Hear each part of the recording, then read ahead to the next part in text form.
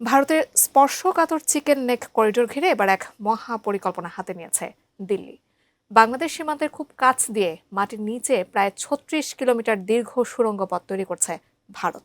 কিন্তু এই মহা কর্মযজ্ঞ কি কেবলই যোগাযোগ, নাকি এর পেছনে রয়েছে অন্য কোনো উদ্দেশ্য?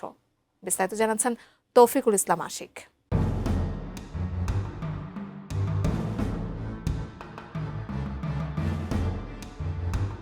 ভারতের মূল ভূখণ্ডের সাথে উত্তর পূর্বাঞ্চলীয় রাজ্যগুলোকে যুক্ত করে রেখেছে মাত্র ২০ থেকে ২২ কিলোমিটার প্রশস্ত এক সরু ভূখণ্ড, যা বিশ্বজুড়ে চিকেন নেক বা শিলিগুড়ি করিডোর নামে পরিচিত।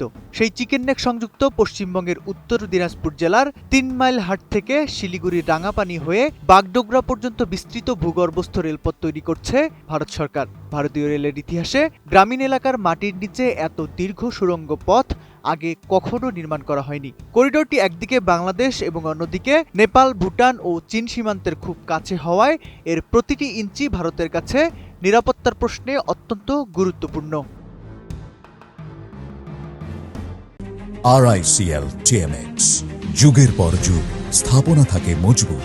বিশেষজ্ঞরা বলছেন, এই অদৃশ্য রেলপথ নির্মাণের মূল উদ্দেশ্য হল সামরিক সুরক্ষা। শিলিগুড়ি করিডোর এতটাই সরু যে যুদ্ধের সময় শত্রুপক্ষ যদি মাটির উপরের যোগাযোগ ব্যবস্থা বিচ্ছিন্ন করে দেয়, তবে ভারতের উত্তর পূর্বাঞ্চল পুরোপুরি বিচ্ছিন্ন হয়ে পড়বে। তাই মাটির গভীরে মোটা কংক্রিটের আস্তরণ দিয়ে এই সুড়ঙ্গ বানানো হচ্ছে, যাতে যে কোনো ধরনের ক্ষেপণাস্ত্র হামলা হলেও সেনা ও সামরিক সরঞ্জাম চলাচল সচল থাকে। ঘটনাচক্রে ভারত সরকার বাংলাদেশ সীমান্তের কাছে যে ৩টি সেনাঘাঁটি বানাচ্ছে, তার মধ্যে কিষানগঞ্জ ও চোপড়া ঘাটির খুব কাছ দিয়েই যাবে এই সুড়ঙ্গ পথ।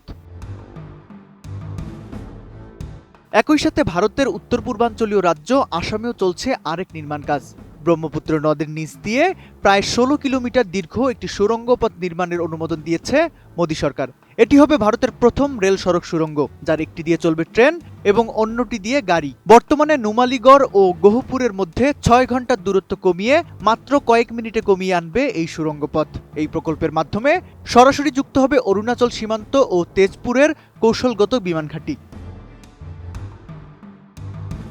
বিশ্লেষকদের মতে ভারত এখন যে কোনো অবকাঠামো নির্মাণের ক্ষেত্রে সামরিক উপযোগিতাকে সবচেয়ে বেশি গুরুত্ব দিচ্ছে। এসব সুড়ঙ্গ এমনভাবে তৈরি করা হচ্ছে যেন যুদ্ধকালীন পরিস্থিতিতে সৈন্যরা অন্তত ৩০ দিন এর ভেতরে অবস্থান করতে পারে। করিডোর অঞ্চলে ইন্টারনেটের কেবল, তেলের পাইপলাইন এবং হাই ভোল্টেজ বিদ্যুৎ লাইন থাকায় মাটির উপর দিয়ে নতুন লাইন বসানো প্রায় অসম্ভব ছিল।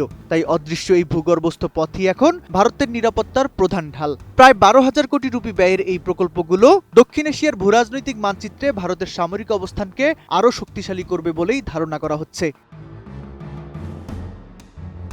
তৌফিকুল ইসলাম আশিক, ATN নিউজ।